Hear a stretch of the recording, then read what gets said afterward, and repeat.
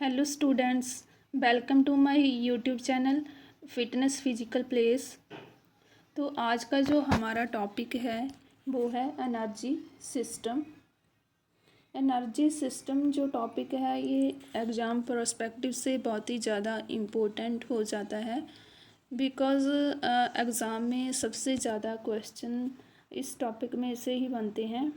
And देखो, सबसे पहले देखो, जो हम कोई भी एक्टिविटी करते हैं तो उस एक्टिविटी को करने के लिए हमें एनर्जी की ज़रूरत होती है।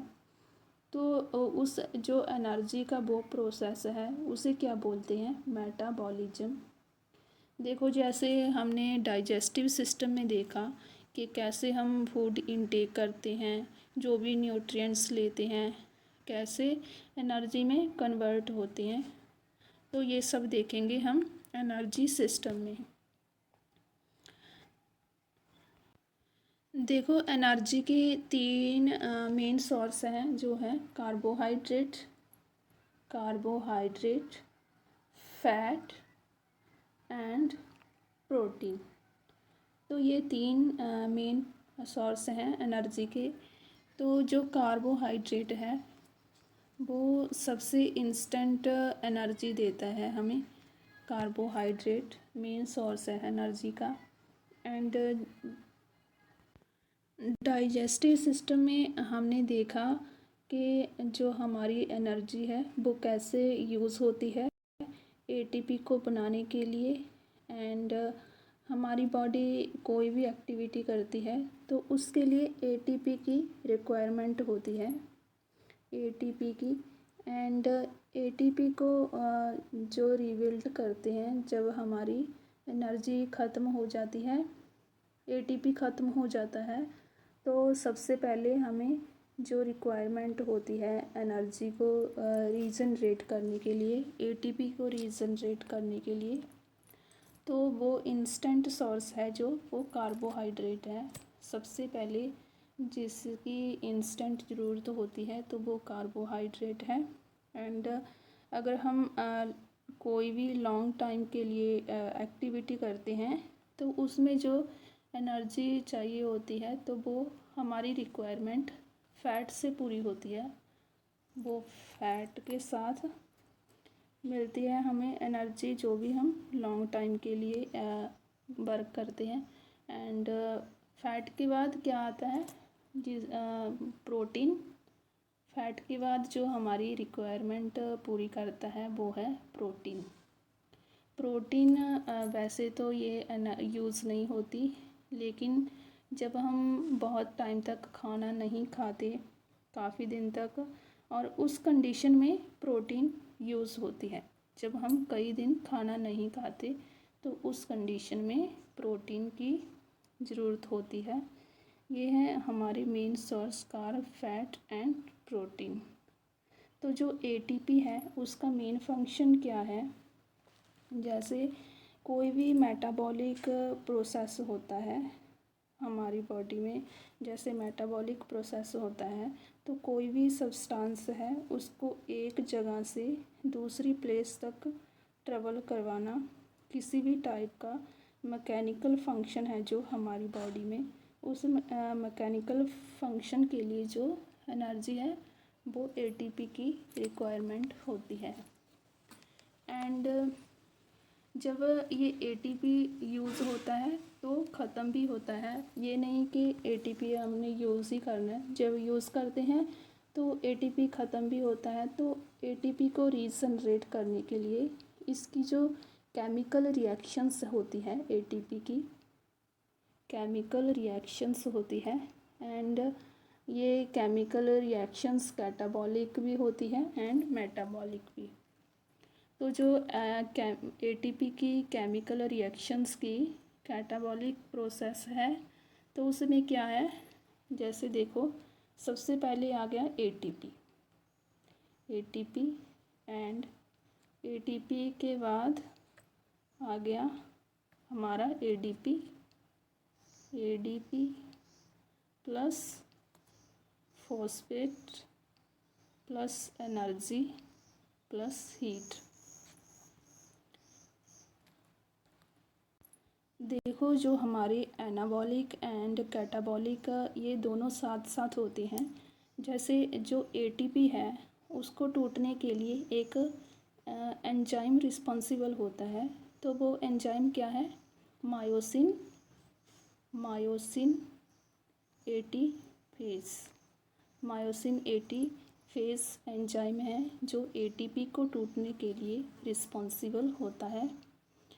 एंड जब एटीपी टूटता है तो इसमें स्ट्रॉन्ग रिएक्शंस होती है और ये रिएक्शंस किसके साथ करवाई जाती है? तो ये रिएक्शंस वाटर की हेल्प से बॉटल की प्रेजेंस में करवाई जाती है।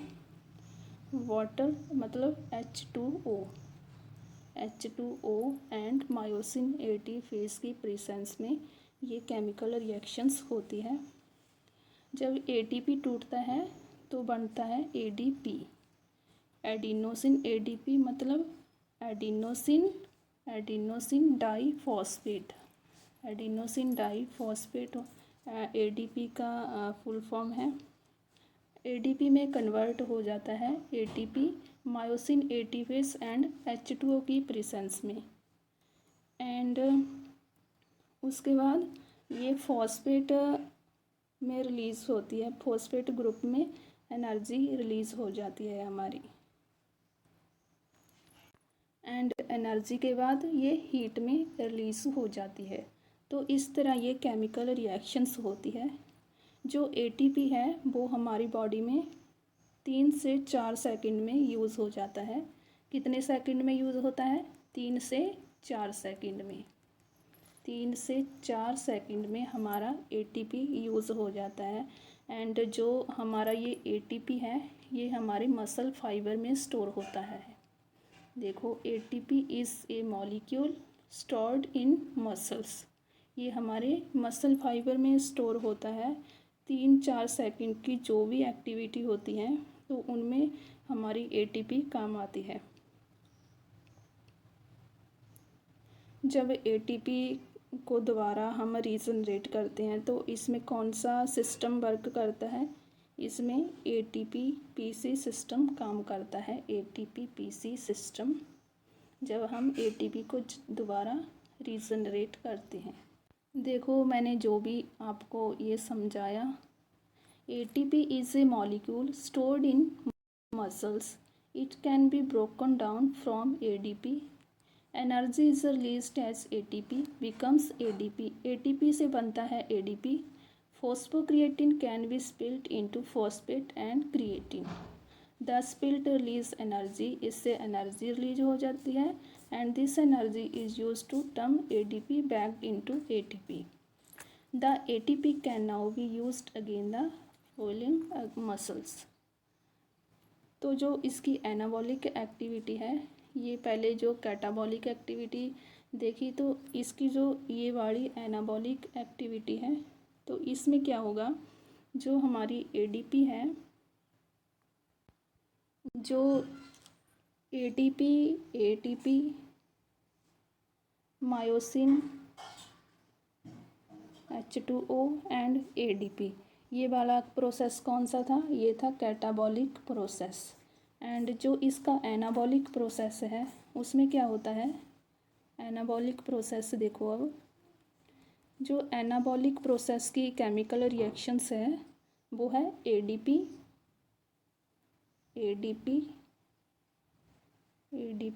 प्लस सीपी मतलब क्रिएटिन फॉस्फेट एंड ये हो गया एटीपी प्लस सी। एंड इसके बाद देखो एडीपी एंड सीपी से मिलके जो भी आगे दोबारा बन गया एटीपी प्लस सी। सीपी को हम पीसी भी बोल सकते हैं। पीसी का क्या मतलब है? फोस्फोक्रिएटिन एंड ये जो सी है ये आ गया कार्बन। तो ये है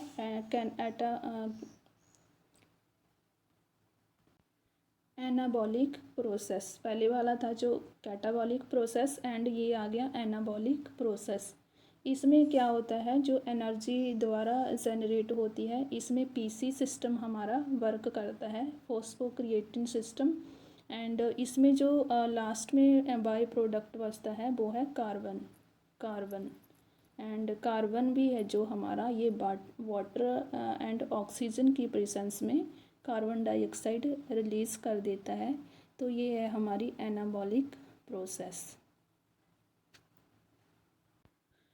तो एटीपी को रीजनरेट करने के लिए हमारे 3 सिस्टम्स वर्क करते हैं। जो फर्स्ट सिस्टम है वो है एटीपी पीसीआर सिस्टम। इसको और किस नाम से जानते हैं, इसे और बोलते हैं फोस्फोक्रिएटिन सिस्टम बोलते हैं। एटीपी पीसीआर सिस्टम को ये फोस्फोक्रिएटिन सिस्टम भी बोल सकते हैं। And second is anaerobic glycolytic system. इसे और क्या बोलते हैं, lactic acid system. Anaerobic glycolic system को लैक्टिक एसिड सिस्टम भी बोल सकते हैं। एंड थर्ड देखो, एरोबिक ग्लाइकोलिसिस। एरोबिक सिस्टम को और किस सिस्टम से नाम से जानते हैं, माइटोकॉन्ड्रियल सिस्टम भी बोलते हैं।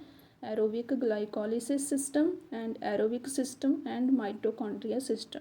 तो इस नाम से जानते हैं तीनों सिस्टम्स, ये जो एनर्जी सिस्टम में एटीपी को रीजनरेट करने के लिए वर्क करते हैं। देखो स्टूडेंट्स, इस सिस्टम में हमने देखा कि कैसे एटीपी का रीजनरेट होता है, कैसे कैटाबॉलिक एंड एनाबॉलिक प्रोसेस होता है। एंड जो एटीपी पीसी सिस्टम में इम्पोर्टेंट बातें हैं वो क्या है, जो हमारा एटीपी है वो बहुत जल्दी ख़त्म हो जाता है। एंड जो इस एटीपी पीसीआर सिस्टम में क्या है, इसमें जो हमारा स्टोर एटीपी है वो यूज़ होता है। एटीपी पीसीआर सिस्टम में जो स्टोर एटीपी होता है वो यूज़ होता है।